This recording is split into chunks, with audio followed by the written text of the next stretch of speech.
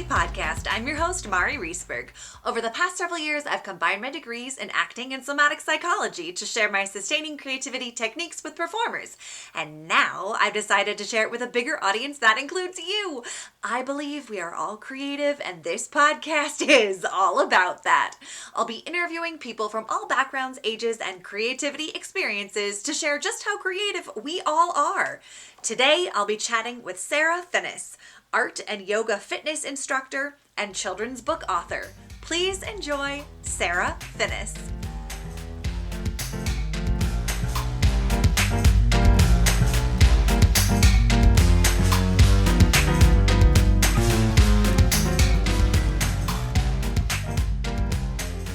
Welcome to the Sustaining Creativity Podcast. Today I am here with Sarah Finniss, art and yoga fitness instructor, as well as children's book author. Welcome to the podcast. Oh, thank you so much for having me. I'm excited to be here.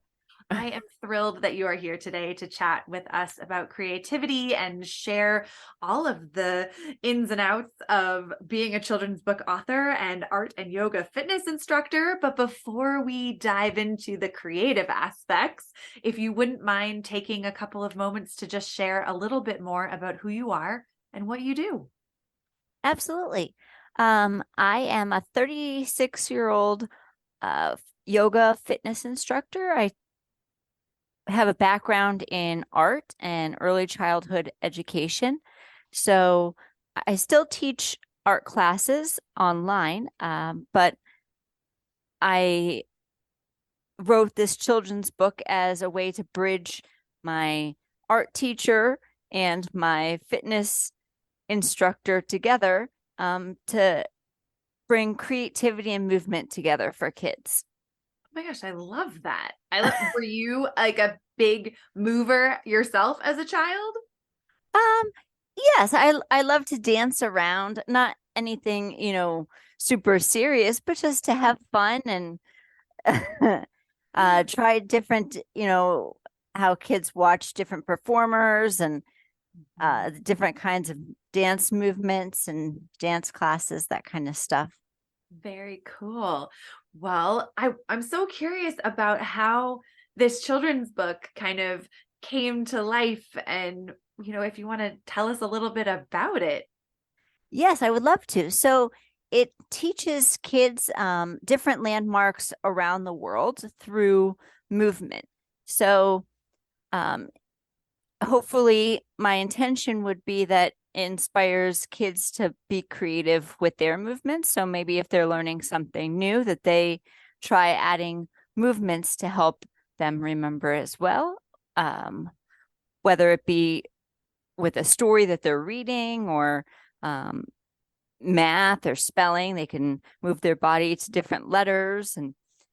And then in the book, it has some fun, creative activities in the back that they can enjoy too.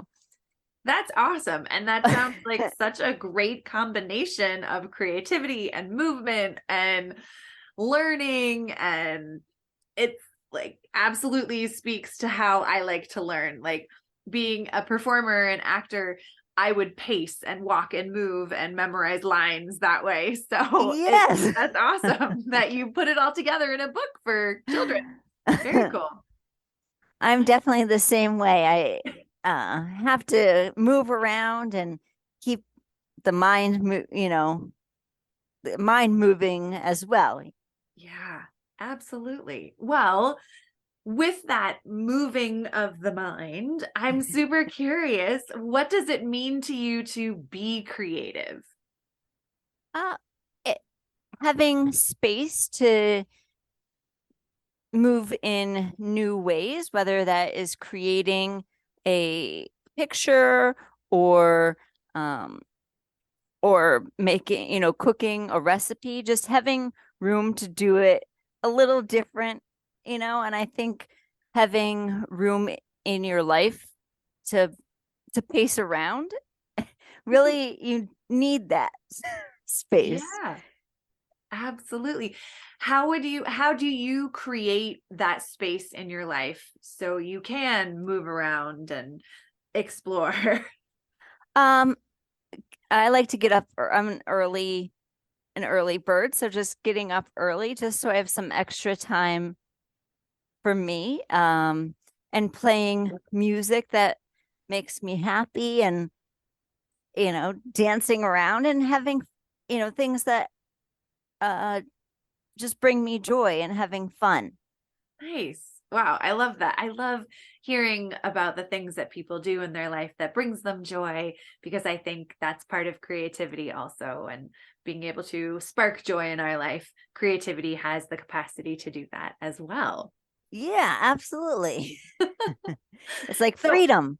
it is. There is a freedom to it. Now, I imagine writing a children's book, or even in kind of yoga instruction or fitness or personal training, you come across challenges of thinking of new ways of moving or how to share movement with others.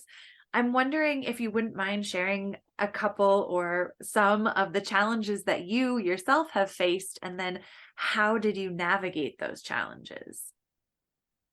um with uh moving through the process of creating the book,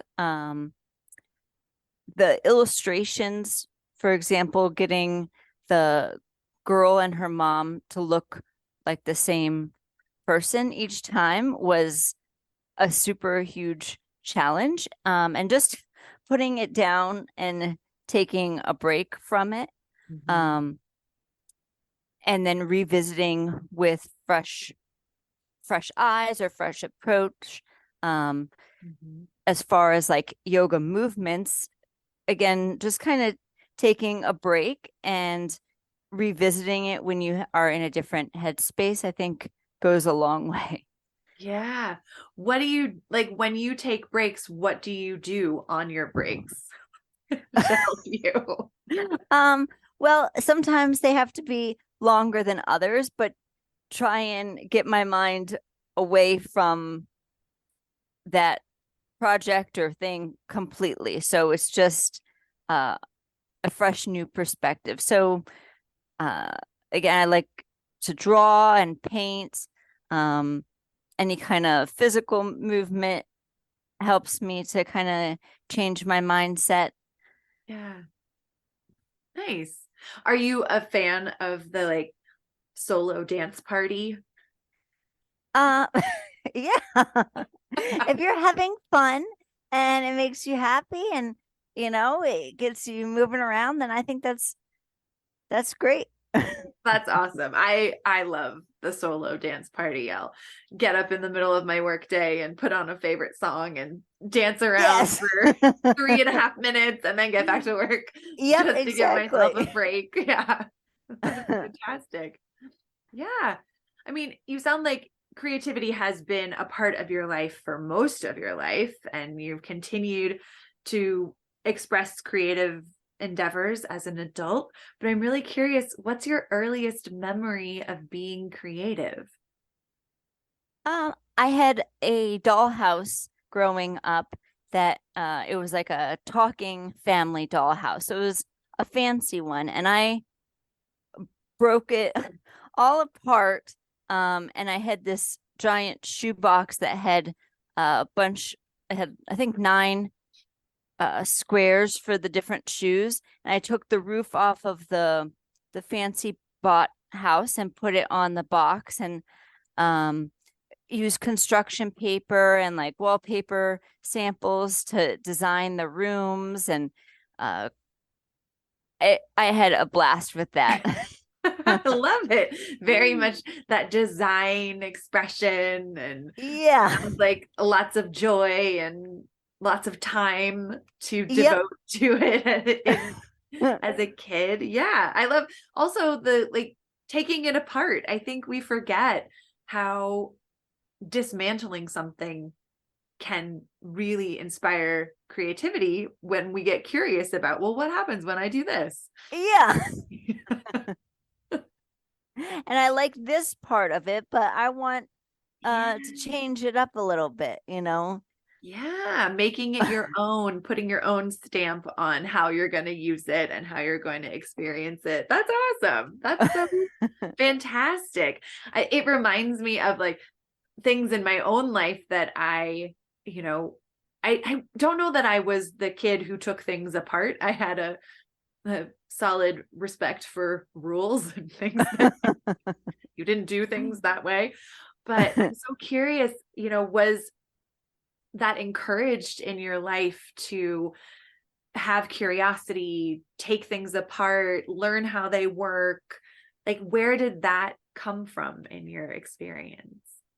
Um, I know growing up, my parents always said, you can be whatever you want to be.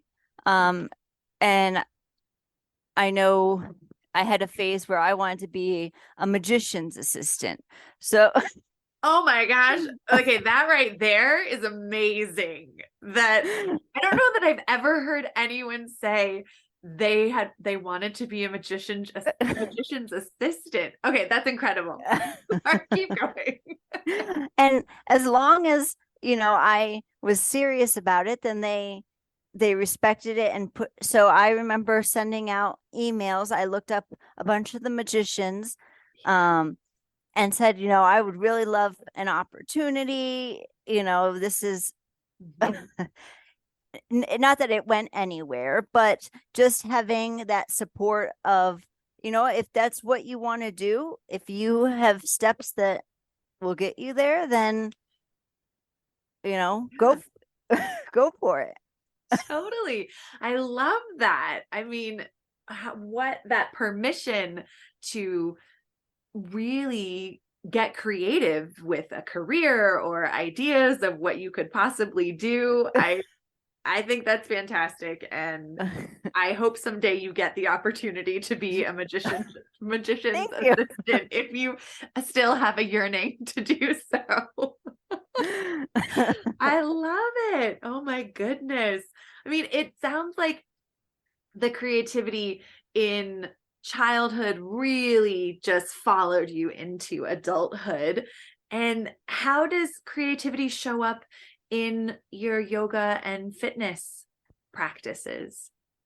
I think teaching really inspires me. And again, music for my fitness classes, I want people to have fun with it, um, and stay present and just enjoy it. And I try to bring in different movements so it's not the same Mm-hmm. movement each time. So they're moving differently. And maybe one class they go, that one particular exercise really resonated with me. And it might be something they take, you know, on their own, or with yoga, just a variety of different things. So then Mm-hmm. just opening them up to new ideas of what that can look like.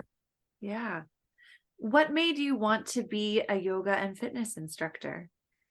Um, I did a lot of yoga classes growing up, not strictly, or but just as a fun activity with friends. Yeah. And they have a lot of cool getaways for training. Yeah. So if you are looking to, travel and you don't necessarily have someone to go with you, these trainings, you meet friends from all around the world, and you can go to these cool destinations, and the food is included, and it's just an incredible experience.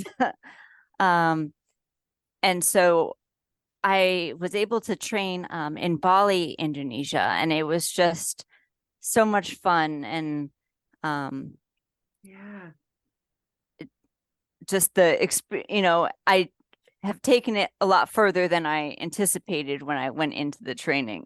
Nice. But I love that. I love that kind of allowing yourself to be surprised at where it goes or how you use it in your life in ways that it sounds like you hadn't imagined you would Yes. previously. Nice. Um, Go ahead. kind of that putting things away, if you're working on something creative, even if you don't necessarily like it at that time or you don't see it going anywhere, rather than just uh chucking it, just put it out of your mind for a little bit, hide it somewhere, and then, later down the road, you may revisit it and go, wow, this is actually a lot better than what I when you were looking too close at it. Right. Um, and it may have a rebirth. Yeah, no, it's so true. I can't tell you, like, so many things have happened in my life in that way as well, where I've like, I don't know how this is going to work now. And then later on, years later, I'm like, oh, right, I do have that skill or that thing that I can Yeah. pull out and, repurpose or revitalize in my current life Yeah. and experience. Or, maybe I wasn't ready when I started it to finish it. I needed to like dig a little deeper in my own self and my own life before I feel like, oh, now I'm ready to show up in that space. So I love that reminder that sometimes we can do something and then it's not necessarily the right moment to activate it, but it could become a huge kernel of support and transformation later on. So Yes. yeah, I love it. Well, in your own kind of everyday life, what are some challenges that you've had to use creativity to solve? Well, with the illustrations of the book, that took a long time. The whole book process took over a year. Um, but I ended up having just redoing it and redoing it. And I wanted to give up, but saving those old copies, I ended up cutting out pieces from old versions and piecing them together to make the illustrations. So it kind of goes back to the piecing things together Yeah, aspect. Um, so I would say that would be one example. nice. I love that. Now, it being a teacher and whether it be virtual or in person, I imagine you meet people who don't believe they're creative or struggle to find creativity in their life. How would you invite someone to find creativity in their life when they don't feel creative? Um, I would say kind of supporting them where they are, but then kind of opening the invitation to move forward in a way that they, what they like. My early childhood background, I learned the Reggio philosophy, and they're all about like this invitation to play kind of idea. So, kind of setting up a scene that's like, yeah, I want to do that. Like, here are a bunch of cool materials. Like, how how can we create something out of this? Or, Mm. you know, so inspiring them rather than to move forward rather than pushing. Mm-hmm. Um, Nice. Yeah.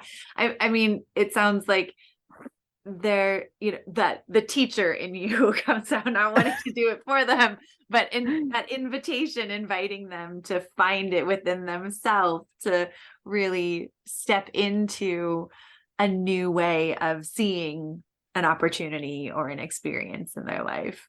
yeah, there's in within the art rooms they have maker spaces, and I Oh, had the opportunity to work in a school that had a maker space, and they had these drawers of, a bunch of cardboard, and they had foam, recycled foam over here, and so you could say, um give a prompt, and the kids could decide how they wanted to create something from that prompt, whether they're going to build it with the cardboard or paint, and they can go in their own direction rather than, okay, we're all going to make this painting of, Right. So they get to flex their own creativity versus the prescription or the prescribed, like we're all doing the same thing. Yeah. Yes. Nice. No, I love that. I love the freedom it invites and the self-expression it encourages. Yeah. Like what a beautiful gift to be able to have in school, a maker's space. I want one in my home. Yeah. Well, it's been such a treat chatting with you. I just have one last question.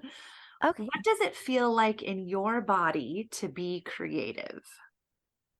I would say free. Or that's the best word. That feeling of like solo dance party, and just in the zone. For people that play sports, you're just anything is possible. You can go, I don't know, definitely freedom. Nice. I love it. That's a great word. And I know exactly what you mean. So fantastic. Well, thank you so much for taking the time to chat with me. If Thank people you. want to find your book or learn more about the things that you offer, how could they go about doing that? Yes. You can find my book on Amazon. It's called Iris's Magical Yoga Adventure. And yeah. Love that title. And on Instagram, you can follow me at Sarah, SARAH, care _ SWFL. Fantastic. I will put that information in show notes so people can find you easily and see what you're up to. And again, thank you so much for chatting with me about creativity today. It's been a real pleasure. You as well. Thank you.